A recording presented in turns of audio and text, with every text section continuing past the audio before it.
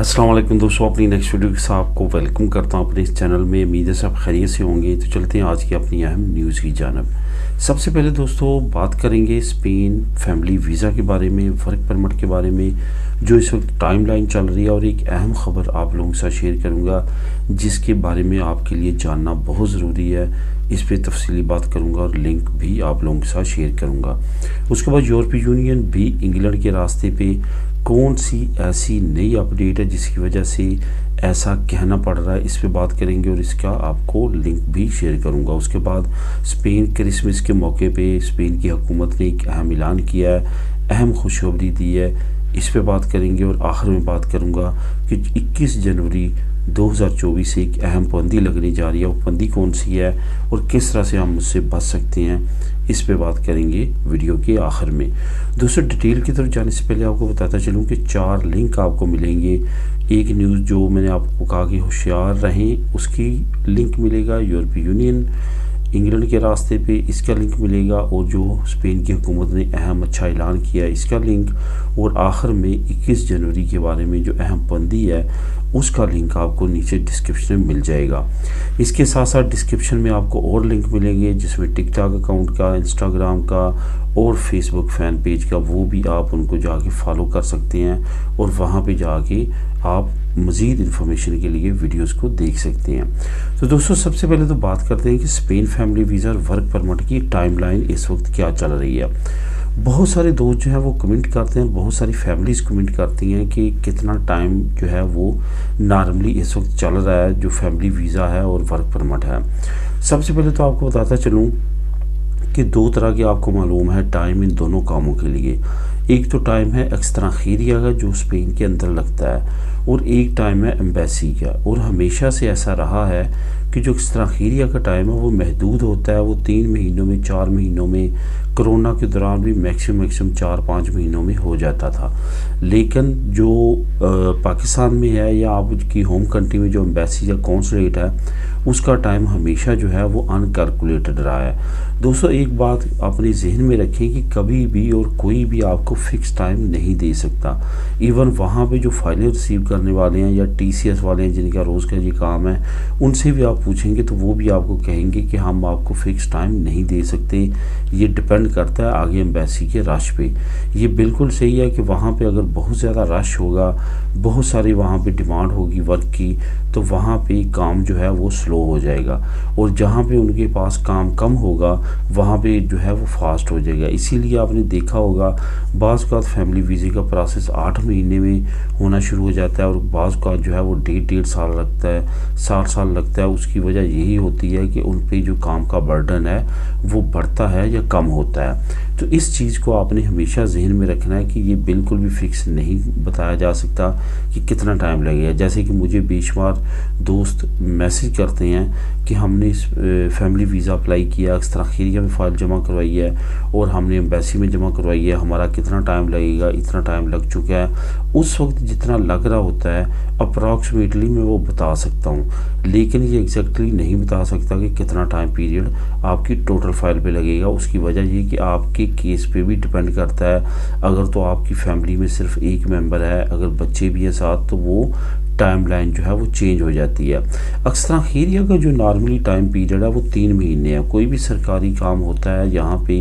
हर office का एक ख़ास टाइम है, वो 3 महीने है। उस 3 महीने के अंदर अंदर उसने हाँ या ना में जवाब देना होता है। इससे ज़्यादा अगर वो टाइम लेता है तो वो समझ जाएंगे कि बहुत ज़्यादा बर्डन है उस ऑफिस में काम का।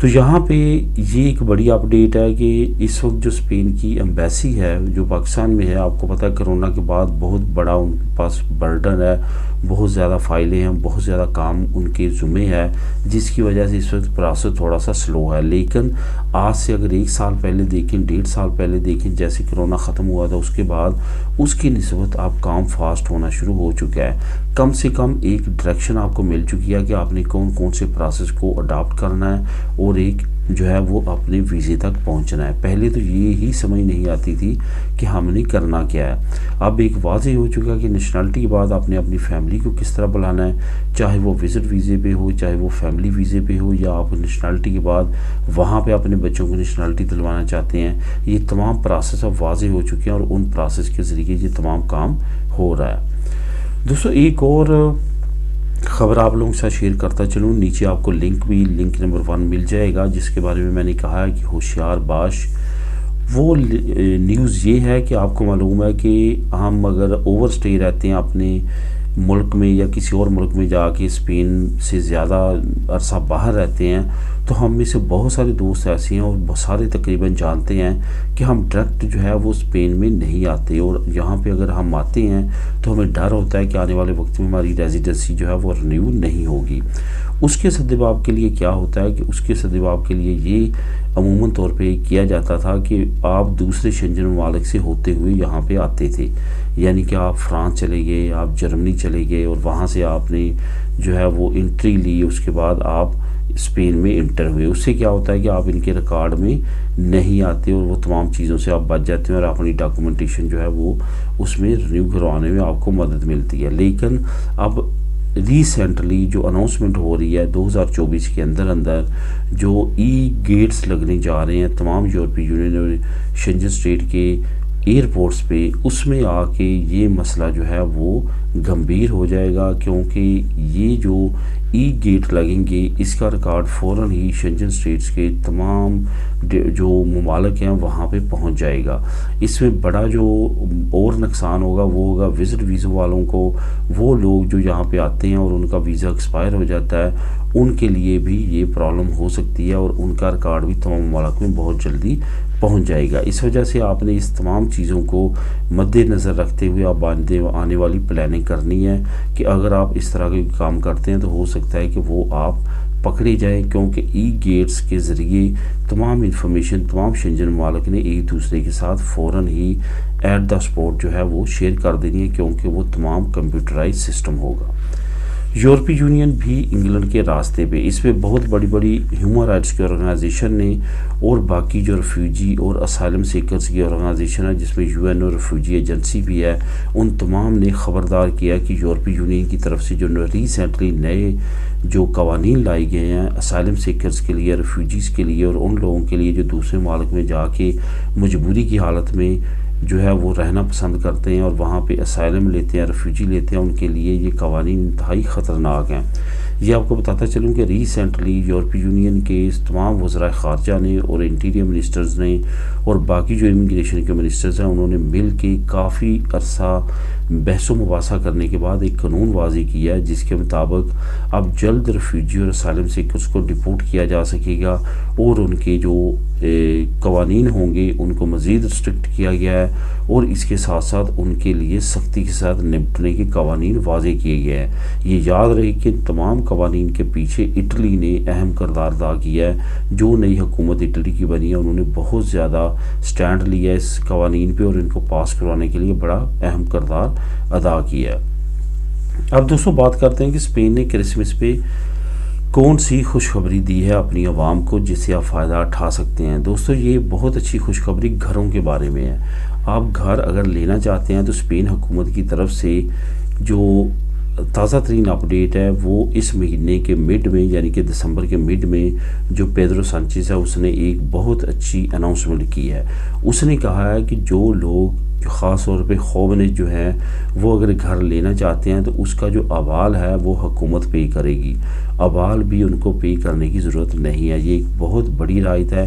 अवाल होता है कि अगर आप घर 1 लाख का लेते हैं तो उसका आपको 20% जो है वो देना पड़ता है बैंक को एडवांस, बाकी 80% वो फिनांस कर देती है जो बाद में आपने किस्तों में पे करने होते हैं। लेकिन इस नई अपडेट के मुताबिक ये है कि वो जो 20,000 यूरो है वो भी हुकूमत पे करेगी और आपको कुछ भी पे नहीं करना पड़ेगा। ये एक बहुत अच्छी अपडेट है, इससे आप फ़ायदा उठा सकते हैं और बहुत ज़बरदस्त किस्म के इस ऑफ़र से फ़ायदा उठाते हुए आप अपना घर ले सकते हैं। तो दोस्तों आखिर में बात करते हैं कि 21 जनवरी 2024 से एक अहम पाबंदी लगने जा रही है, और ये पाबंदी कौन सी है। ये पाबंदी है दोस्तों पैदी नेते हुए पाबंदी लगने जा रही है। 21 जनवरी 2024 के बाद आप किसी भी पब्लिक प्लेस पे उसको नहीं ठहरा सकेंगे, नहीं रख सकेंगे। ये याद रखें कि ट्रेन जो डिपार्टमेंट है उसने भी सख्ती से पाबंदी लगा दी है। सरकरियाँ, मीडियम डिस्टेंस और लार्ज डिस्टेंस तमाम ट्रेन की जो ओहदेदार हैं उन्होंने इस पर पाबंदी लगा दी है। इसकी बड़ी रीज़न जो है वो रिसेंटली मैड्रिड रेलवे स्टेशन पे बैटरीज फटने का वाक़या पेश आया, जो कि काफ़ी ज़्यादा ख़तरनाक साबित हुआ वहाँ पे स्टेशन पे। तो उसको देखते हुए अब ट्रेन के डिपार्टमेंट ने एक अहम स्टेप उठाया है। किसी जगह पे भी आप ट्रेन में इसको लेके सफ़र नहीं कर सकते। इसके साथ साथ पब्लिक सर्विसेज, पब्लिक ट्रांसपोर्ट जिसमें मेट्रो भी शामिल है, बसेस भी शामिल हैं, टैक्सी भी शामिल है, और ऑलरेडी मैंने बता दिया ट्रेन भी शामिल हैं, एयरपोर्ट्स, ऐसी कोई जगह है जहां पे आप पैदल नेते नहीं चला सकते। इसके साथ साथ 21 जनवरी 2024 से हेलमेट लाजमी, इंश्योरेंस लाजमी, और 25 की रफ्तार से ज़्यादा आप नहीं चला सकते। आपने देखा होगा कि आप आम तौर पे जो हम पे लोग होंगे पैदल चलने की जगह होती है वहाँ पे पैदल नीति वालों को घूमते देखते हैं, उन पर पाबंदी लगा दी गई है। अगर वहाँ पे पकड़े जाते हैं तो उनको भारी जुर्माना आयद उन पे किया जाएगा। तो दोस्तों ये वो इक़दाम हैं जो कि बाई रिटन हुकूमत ने अनाउंस किए हैं। इसका लिंक आपको नीचे मिल जाएगा, आखिरी लिंक इसी का है, उसको क्लिक करके आप ख़ुद भी रीड कर सकेंगे। तो दोस्तों ये थी आज की अहम न्यूज़ और इन्फॉर्मेशन। दुआओं में याद रखिएगा, मिलेंगे नेक्स्ट वीडियो में नई अपडेट्स के साथ। अल्लाह हाफिज़।